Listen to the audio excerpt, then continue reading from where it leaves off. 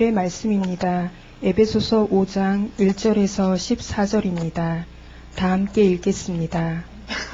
그러므로 사랑을 받는 자녀같이 너희는 하나님을 본받는 자가 되고 그리스도께서 너희를 사랑하신 것 같이 너희도 사랑 가운데서 행하라.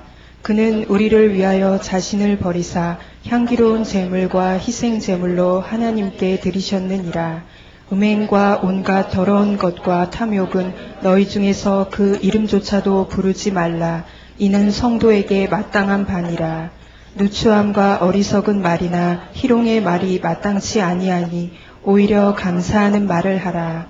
너희도 정녕 이것을 알거니와 음행하는 자나 더러운 자나 탐하는 자 곧 우상 숭배자는 다 그리스도와 하나님의 나라에서 기업을 얻지 못하리니 누구든지 헛된 말로 너희를 속이지 못하게 하라. 이로 말미암아 하나님의 진노가 불순종의 아들들에게 임하나니 그러므로 그들과 함께하는 자가 되지 말라. 너희가 전에는 어두움이더니 이제는 주 안에서 빛이라. 빛의 자녀들처럼 행하라. 빛의 열매는 모든 착함과 의로움과 진실함에 있느니라. 주를 기쁘시게 할 것이 무엇인가 시험하여 보라. 너희는 열매 없는 어둠의 일에 참여하지 말고 도리어 책망하라. 그들이 은밀히 행하는 것들은 말하기도 부끄러운 것들이라. 그러나 책망을 받는 모든 것은 빛으로 말미암아 드러나나니 드러나는 것마다 빛이니라. 그러므로 이르시기를 잠자는 자여 깨어서 죽은 자들 가운데서 일어나라. 그리스도께서 너에게 비추이시리라 하셨느니라. 아멘. 아멘. 지난 부활 주간 한 2, 3주 동안에 고린도전서 15장 암송하면서 우리 안에 부활의 주님을 새롭게 만나고자 하였습니다. 그리고 그 기간 동안에 또 세월호 침몰로 인해서 우리 아이들 안타까운 마음으로 기도하고 또 부모들을 위해서 기도하고 이 백성을 사로잡고자 하는 사망의 세력을 몰아내는 힘버은 씨름을 좀 했었어요. 그러다 보니까 에베소서를 까맣게 잊어버렸어요. 에베소서 말씀으로 다시 돌아가려니까 전혀 에베소서가 잘 안 보이는 거예요. 그래도 하나님께서 여러분들에게 또 말씀하실 말씀이 있는 줄 압니다. 믿음의 길을 오면서 제 자신을 볼 때마다 참 삶이 좀 더 변해야 할 텐데 하는 그런 탄식이 있고 또 제 주변 사람들을 이렇게 볼 때도 조금 더 삶이 변했으면 좋겠다 하는 안타까움이 있어요. 날마다 뭔가 좀 더 변해야만 희망이 있고 행복이 있을 텐데 또 제가 좀 변해야만 여러분들도 기쁨이 있고 교회 나오는 맛도 있고 그럴 건데 항상 이것이 저에게 큰 기도 제목이고 지금도 그러고 있어요. 오늘 말씀을 통해서 여러분들 안에 우리 주님 조금 더 변해서 더 멋지고 더 즐겁고 더 행복한 삶을 살게 하시기를 바랍니다. 사도 바울은 4장 25절에서 32절 사이에 그리스도와 연합한 그리스도의 사람들의 삶이 어떻게 변해야 할 것인가를 말해주고 있습니다. 오늘 본문과 같은 주제이기 때문에 함께 엮어서 살펴보고자 합니다. 먼저는 우리가 왜 변해야 하는가? 이것은 우리가 그리스도의 향기가 되기 때문입니다. 옆에 분에게 당신은 그리스도의 향기입니다.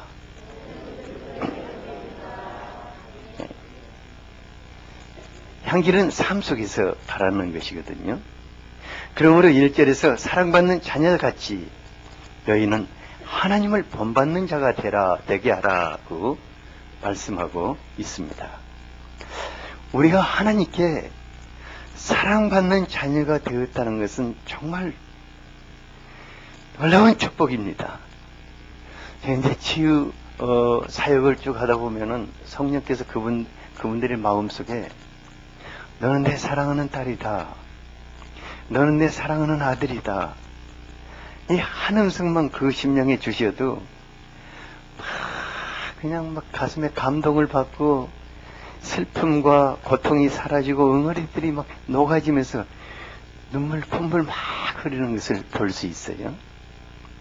그런데 우리가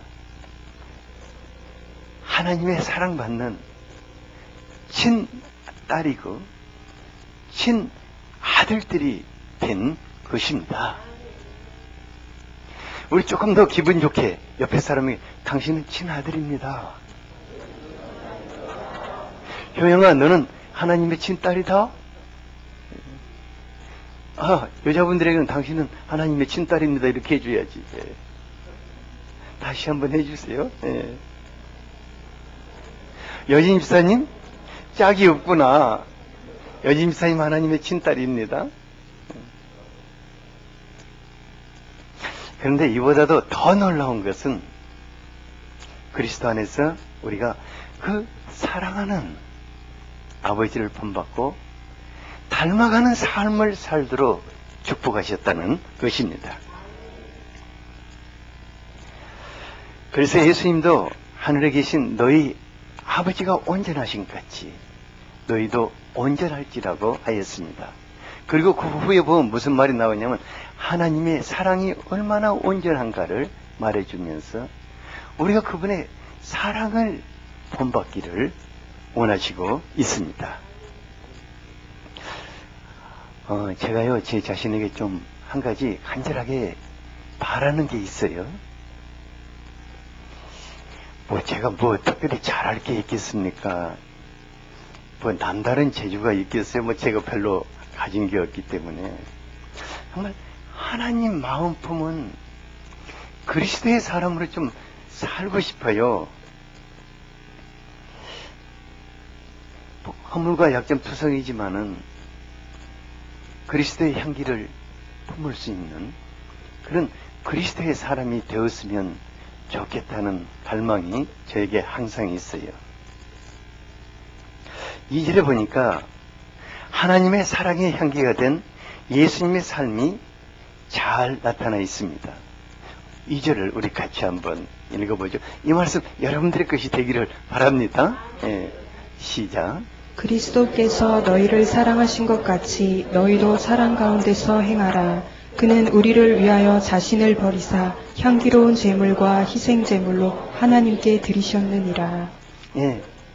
우리 예수님은 하나님의 사랑의 향기가 되셨는데 어떻게 되셨냐면은 마치 향유가 가득한 옥합과 같이 그것을 깨뜨려서 우리를 위해 자기를 희생하여 쏟아 부으심으로 그 쏟아 부으심 속에서 그분의 사랑의 향기가 나게 되었습니다.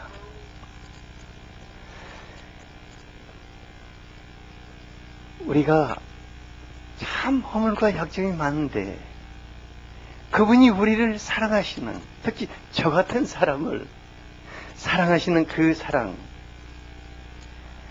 주님이 한 번도 저의 허물과 약점을 공격하거나 헐뜯거나 저를 향해서 마음을 닫아버리지 않으시고 오늘도 끌어안아 주시고 또 내일 또 끌어안아 주시고 주님 자신을 완전히 십자가에 내어주시고 쏟아 부으시면서 사랑해 주셔가지고 지금 내가 있지 않는가 싶어요. 그러니까 주님의 놀라운 사랑을 받은 사람이 할 수 있는 일이 단 하나밖에 없는 것 같아요. 그것은 주님이 나를 사랑하신 것 같이 나도 내 자신을 쏟아 부어서 다른 사람들을 사랑하는, 거기서 저는 사랑의 향기가 바란다고 생각합니다. 그래서 사도 바울은 그리스도께서 너희를 사랑하신 것 같이 너희도 사랑 가운데 행하라고 말하고 있습니다. 그리스도께서 우리를 사랑하신 것 같이. 이제 때때로 사람들을 섬기면서 좀 주제넘는 생각을 할 때가 있어요.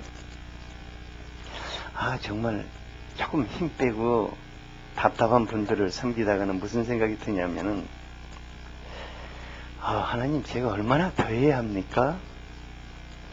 그러고 나면 좀 부끄러운 게 뭐냐면, 뭘 하면 얼마나 했다고 그냥 뭘 더 해야 한다는 이런 말을 하고 있는가. 참 어떨 땐 부끄러워요. 왜냐면은 제가 뭘 섬기면 얼마나 섬기고 뭘 감당하면 얼마나 감당해 주겠습니까? 주님이 우리에게 할 수 없는 일을 하고 시키지는 않으시는 분이시지 않아요? 사랑은 받은 만큼 줄 수 있는 것 같아요. 우리가 주님을 사랑하는 것도 그분이 우리를 먼저 사랑하셨기 때문에 그 사랑에 감동되어서 감동된 만큼 주님을 사랑할 수 있고, 또 다른 사람들도 내 마음속에 주님의 사랑이 감동된 만큼 그분들을 돌보고 사랑할 수 있지 않는가 싶어요. 그래서 제가 열심히 일하는 분들에게 그래요. 뭐라고 하냐면은, 그냥 일 많이 하지 말고 주님 사랑 많이 받으십시오. 이거 하고 주님의 사랑 가운데 조금 힘 나오면 그걸로 일하십시오. 이렇게 부탁해요. 그래도 오늘 또 보니까 여러분들 후포 동산교회 돌보기 위해서 바자회 준비하는 거 보니까 어떤 분들은 완전히 자기를 막 쏟아서 그냥 온 거 다 이렇게 준비하시더라고요. 얼마나 주님께 사랑을 많이 받았으면 저렇게 할까. 막 사랑의 양념도 치고 뭐 깨소금도 치고 막 버물기도 하고 얼마나 사랑을 많이 받았으면 저럴까. 참 보기도 좋고. 우리가 그리스도를 사랑하고 연합하여 살려고 한다면은 바울은 지난날의 삶을 이제 버리기를 권면하고 있습니다. 3절을 같이 한번 읽어보죠. 네, 시작. 음행과 온갖 더러운 것과 탐욕은 너희 중에서 그 이름조차도 부르지 말라. 이는 성도에게 마땅한 바니라. 여러분들 중에 넘지 아니할 선을 훌쩍 뛰어넘어가지고 어디 가가지고 오만 이상한 짓 하는 분은 한 분도 없죠? 이 중에는 한 분도 없을 것 같아요. 예, 뭐 이상한 짓 하고 돌아다닐 수 있는 사람 없잖아요, 우리 중에는. 그런데 정말 자기를 관리해야 할 일이 한 가지 있습니다. 그것이 뭐냐면은 입에서 나오는 뭐죠? 네. 입에서 나오는 이 말을 관리해야 해요. 참 감사한 것은 우리 교회 성도님들은요, 참 정말로 말을 아름답게 해요. 아름답지 않는 말은 아예 안 배웠던 것 같아요. 그래서 너무너무 말들이 아름다워요. 어떻게 저렇게 말을 하나, 내가 가르친 일이 없는데. 제가 이제 때로 그 어떤 뭐 세미나나 그런 모임에 가서 뭐 그룹 미팅하고 뭐 그런 거 할 때 보면은 어떤 분들이 뭐 분위기 잡기 위해서 그러는지 꽤나 따뜻한 말을 그렇게 서슴없이 하더라고요. 그러면서 이제 무슨 생각이 드냐면, 말은 인격인데, 말이 저분의 인격인데 하는 생각이 들어요. 근데 이제 사람들마다 자기 안에 습관화된 말이 있잖아요.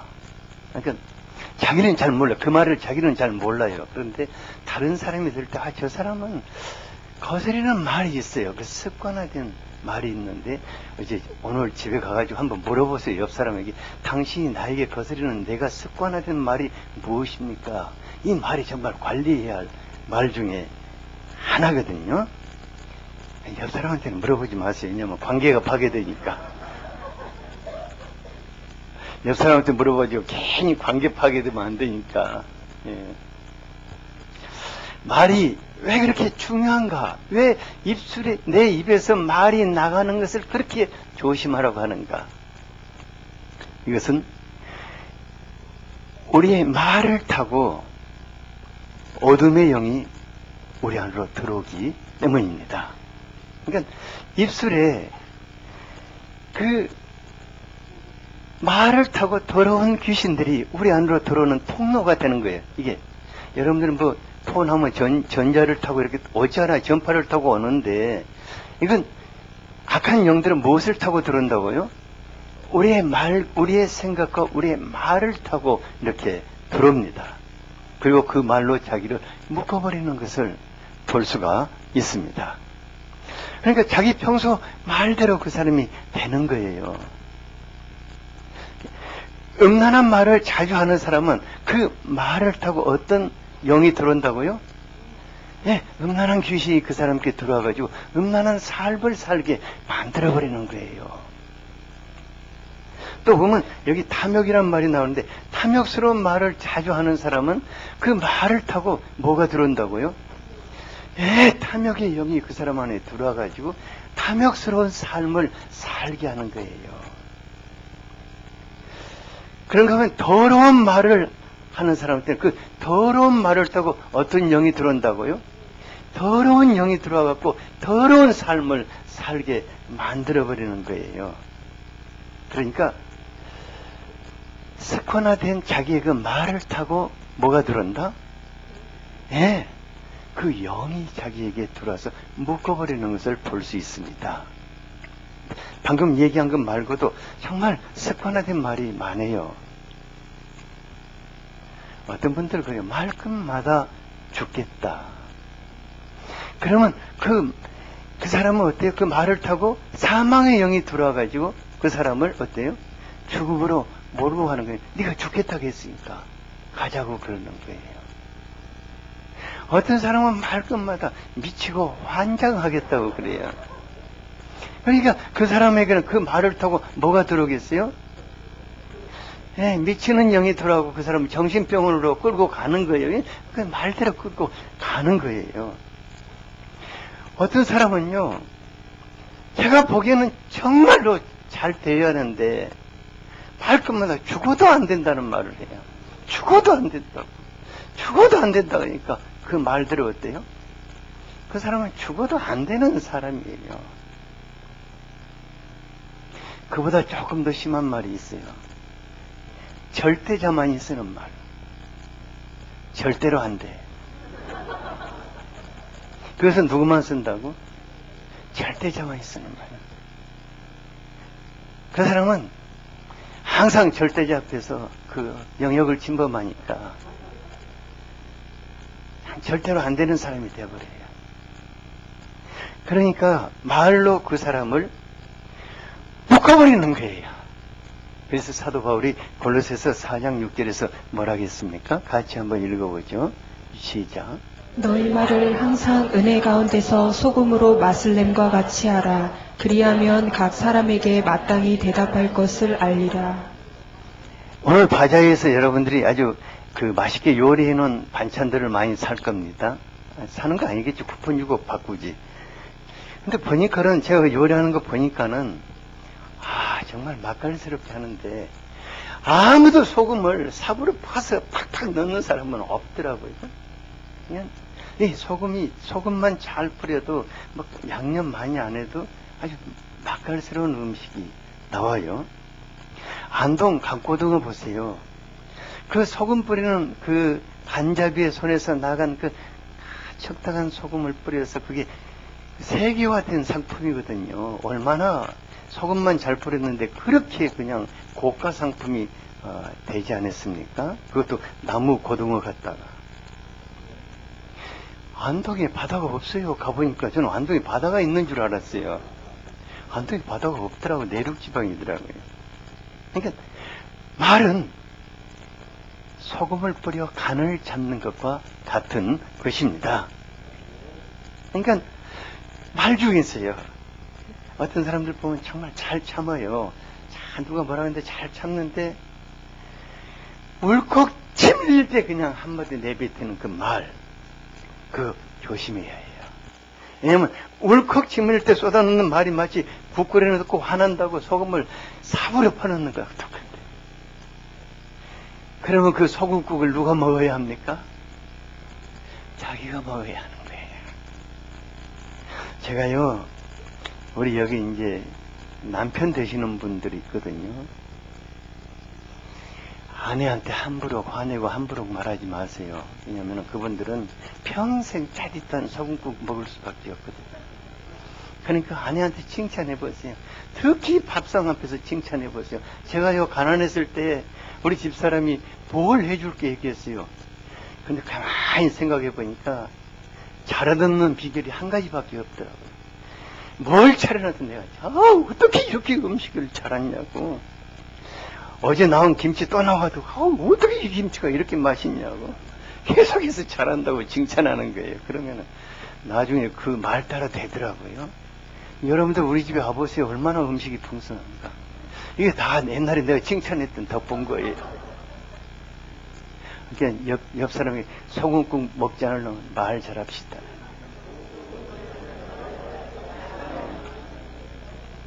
그러니까 4장 29절에도 보니까 더러운 말은 너희 입에도 내지 말고 입 밖에도 내지 말고 오직 덕을 세운 데 소용되는 선한 말을 하고 듣는 자에게 은혜를 끼치는 말을 하라고 그랬어요. 그러니까 하나님의 사람들이 그리스도의 향기를 풍기기 위해서는 그 덕을 세우고 은혜를 끼치는 말을 하지 않고자 작심해버려야 합니다. 나는 덕이 안 되고 은혜가 안 되는 말은 하지 않겠다고 작심해버려야 합니다. 오늘 한번 작심해버릴까요? 다 같이 한번 해볼까요? 나는 덕이 안 되고 은혜가 안 되는 말은 하지 않기를 작심하겠습니다. 시작.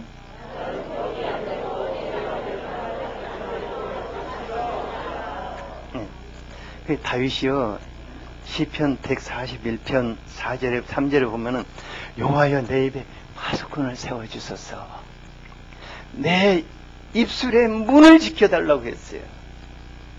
왜냐면 튀어나가는 말을 좀 붙잡아 달라는 거예요.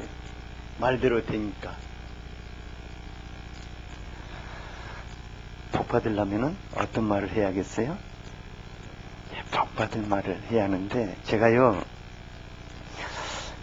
언젠가 제 안에 계시는 성령님이 저의 말에 아주 굉장히 민감하다는 것을 알게 됐어요. 제가 좀 힘들다고 원망하고 불평하고 또 뭐 불신적인 말 할 수 있잖아요. 좀 힘들 때는. 그런데 그런 날은 온종일 성령의 감동이 없는 거예요. 그런 날은 막 마음이 막 그냥 광야 같고 뭐 모래 씹는 것 같고 너무너무 힘드는 거예요. 그러니까 불평 한마디 했다가 온종일 고생하고 밤에는 또 죽도록 회개하고 이제 이렇게 하는 거예요. 그래서 성령님 이거 진짜 싫어하는구나. 그리고 목회자가 분노하는 것을 너무너무 싫어하더라고요. 그러니까 내가 분노 한번 하면은 공동탑이 무너져 버리는 거예요. 이거 너무 싫어하시는. 그러니까 내가 한번 분노하고 나면은 그것 또한 며칠 갑니다. 며칠 동안 은혜가 없어요, 마음에. 성령의 감동도 없고. 그래서 이제 한 가지 작심한 게 뭐냐면, 또 사람이 있든 없든 상관없이 덕이 되고 은혜가 되는 말이 아닌 것은 하지 않기로 작심하고, 제 아내에게 내 말에 보초가 좀 되어달라고 부탁을 했어요. 당신이 내 말에 감독관이 좀 되어달라고. 내 고생 좀 하기 싫다. 좀 서투른 말하면 서다 하더라고. 그럼 제가 또 말 잘 들어요. 제 아내가 스탑하면 고생 안 하려고 얼른 제가 말을 조심할게요. 삶이 변하는데 가장 먼저 변해야 할 것이 뭐겠습니까? 네, 말입니다. 말이 변하면 모든 것이 따라서 변하게 되어 있습니다. 말이 덕을 끼치고 은혜로운 말을 하면 주변이 변하는 것을 볼 수 있어요. 그래서 4절에 보니까 감사하는 말을 하라고 하였습니다. 무슨 말을 하라고요?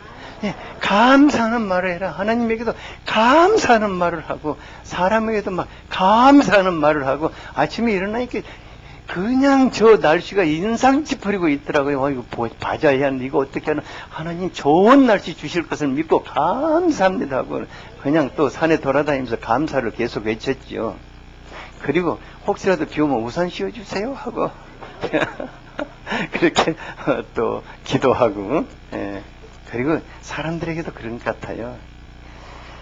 남편이 아내한테 막 항상 조그마한 일도 감사하고 그러면 아내가 변합니다. 아내가 남편에게 감사하면 남편이 변해요. 아이들에게도 야 네가 살아주는 것만 해도 감사하다. 야 네가 이번에 세월호 안 탄 것만 해도 난 정말 감사하다. 정말 이렇게 감사. 그렇죠. 우리 이 영국 집사님 저기 좀 보여. 그때 딸내미가 저 디저트 안 간 것만 해도 얼마나 감사해. 볼 때마다 그거 감사를 해야 하는 거야. 네가 그때 없어서 그 자리에 없어 감사하다고. 자기 나쁜 짓 할 때. 그러면은 그 감사가 사람을 변화시켜 버리는 것을 보았어요. 4장 30절에 하나님의 성령을 근심하게. 이거 한번 같이 한번 읽어보세요. 이거 내가 할 말이 아니라 여러분들이 할 말이에요. 시작. 하나님의 성령을 근심하게 하지 말라. 그 안에서 너희가 구원의 날까지 인치심을 받았느니라. 네. 무엇이 하나님의 성령을 근심케 하는가? 성령님은 우리 마음의 주인이십니다. 그런데 우리 말이 변하지 않으면 그 말을 타고 오만 더러운 것들이 우리 영혼을 더럽히고 우리의 마음을 지배하기 때문에 성령님이 너무너무 힘든 거예요. 그러니까 내가 이상한 말을 하면 또 그 말을 타고 뭐가 들어오거든요. 내 마음속으로. 그래서 성령님이 또 근심하고 또 근심하고 나중에 근심하다 안 되면 어떻게 해요? 나는 집을 옮겨야겠다.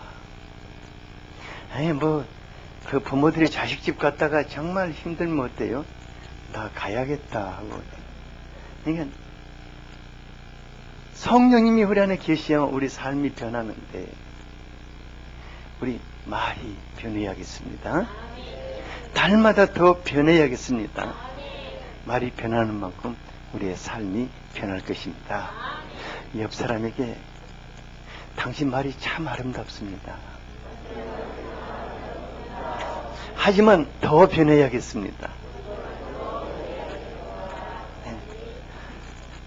아름다운 말이 조금 더 아름다워진다면 얼마나 축복되겠습니까? 두 번째로 바울은 너희는 빛의 자녀들이라고 말합니다. 8절을 같이 한번 읽어보죠. 시작. 너희가 전에는 어두움이더니 이제는 주 안에서 빛이라. 빛의 자녀들처럼 행하라. 우리가 지난날 어두움 속에서 살 때 우리는 어두움이라고 하였습니다. 그리고 어둠의 열매를 신나게 맺는 어둠의 자녀들이었습니다. 근데 그때 12절에 보니까 그때 그들은 부끄러운 일들을 어두움 속에서 은밀하게 행하면서 부끄러운 열매들을 많이 맺는데 이 어둠의 일은 언젠가 빛으로 다 드러나 버리는 것 같아요. 요즘 이제 그 뉴스만 틀면은 그 세월호와 함께 주인공이 하나 딱 나타나다. 누구죠? 예, 유봉은 씨라는 분이 이렇게 나타나더라고요. 저는 뭐 그분에 대해서 뭐 구원파에 관계되는 분이란 건 조금 알지 잘 모르거든요. 근데 뭐 언론에서 보면은 뭐 여러 가지 말이 많더라고요. 뭐 해운업계 마피아니 뭐니 막 하고 이렇게 떠들더라고요. 저 양반이 옛날에 저런 일 했구나. 이렇게 다 이렇게 드러나더라고요. 어둠의 일들이 전부 다 드러나더라고요. 그런데 문제는 그 어둠의 일들이 많은 사람들에게 너무나 큰 슬픔을 주고 고통을 주고 죽음을 안겨다 주고 결국은 그것이 자기가 다 삼켜야 할 것들이 되는 것입니다. 그래서 사도 바울은 이제는 그리스도로 말미암아 우리가 빛의 자녀들이고 빛이 되었다고 말하고 있는 거예요. 얼마나 놀라운 것은 주 안에서 너희는 빛이라고 하였습니다. 빛 대신 그리스도의 안에 있는 사람들은 그 사람 자체가 빛이라는 것입니다. You are light라고 말하고 있습니다. 당신 자신이 빛이라고 말하고 있습니다. 어떻게 그렇게 할 수 있을까? 그리스도와 우리가 연합해 있기 때문에. 그리스도의 빛이 누구를 통해서 나간다고요? 나를 통해서 나가게 되어 있는 것입니다. 그래서 예수님은 너희는 세상의 빛이라고 말씀하신 것입니다. 빛의 자녀들은 빛된 삶을 살기 때문에 빛의 열매를 맺게 됩니다. 삶의 열매는 참 진실합니다. 어느 정도 진실한다면 마태복음 7장 17, 18절을 같이 한번 읽어보죠. 네, 시작. 이와 같이 좋은 나무마다 아름다운 열매를 맺고 못된 나무가 나쁜 열매를 맺나니 좋은 나무가 나쁜 열매를 맺을 수 없고 못된 나무가 아름다운 열매를 맺을 수 없느니라. 아멘. 우리 중국에서요, 신정박 자매님이 우리 교회를 너무너무 사랑하고 예배를 사모하고 해서 중국에서 다시 날라왔어요. 잠깐 한번 일어나왔어요.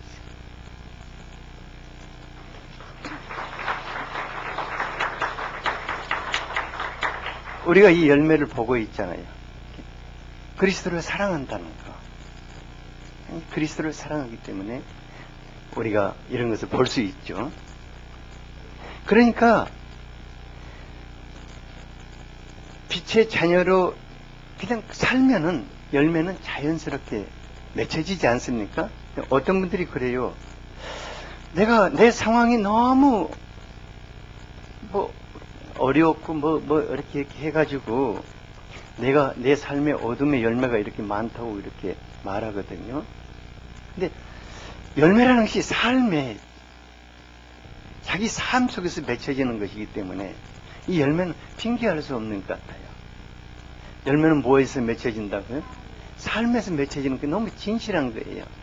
내가 이렇게 살았기 때문에 이런 열매가 맺혀지는 거예요. 그래서 잠언 기자는 잠언 1장 31절에서 자기 행위의 열매를 먹고 자기 꾀에 배부른다고 하였습니다. 삶의 열매는 우리가 참 깊이 생각해 봐야 합니다. 뭐냐면은 가장 한 사람의 삶의 열매를 누가 먹습니까? 가족이 다 먹어요. 그리고 자기 자식들도 먹고 자기 주변의 사람들도 그 열매를 다 먹는 거예요. 그러니까 삶이 변하지 않으면 주변 사람들이 다 고통의 열매를 먹게 되는 거예요. 가장 한 사람이 변하지 않으면 그 가족들이 어때요? 다 고통의 열매를 먹는 거예요.